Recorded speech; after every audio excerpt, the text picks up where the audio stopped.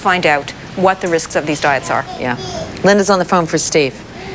Linda? Yes. Go ahead. My question is, what type of laser is most effective for facial hair removal? Oh, that's my question. Thanks for calling with that question. That's a great question, Linda. There are a number of lasers, all with different wavelengths that work very well for hair removal, laser hair removal of the face.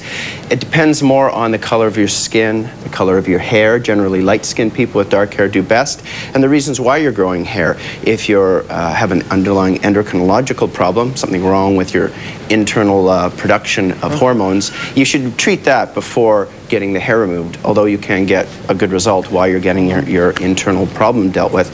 So really it depends on who you are, skin type and hair, but there are good lasers, the ruby lasers, there are alexandrite lasers, there are things called diode lasers, and then there's intense pulsed light.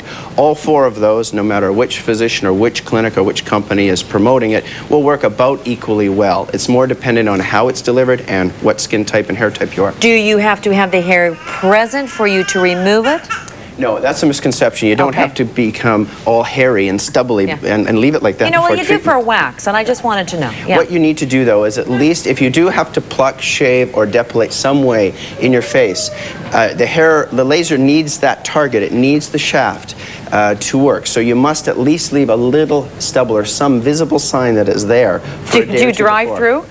Well, you don't have a drive-through yet. Because usually you're in the car and you go like this, you go, and then you bring down the mirror, you go, oh gosh, you know, and you want to do something about it right away. I'm telling you too much information about myself, I think.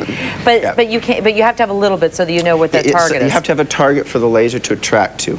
And nowadays, this is 4 or 5 years into laser hair removal, you can get astounding permanent reduction. Not 100% permanency, but most people get at least 40 to 50% of the hair that will never ever grow back, and that's been a big advance. See, I know people that have their upper lip waxed. This is what happens, girls, okay? Just get ready. You don't have to worry about it now.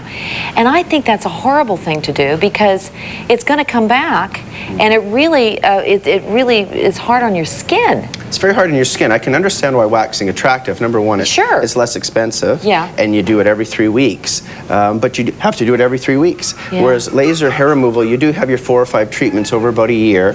At the end of that period of time, much like electrolysis, you will have some hair that never ever comes back.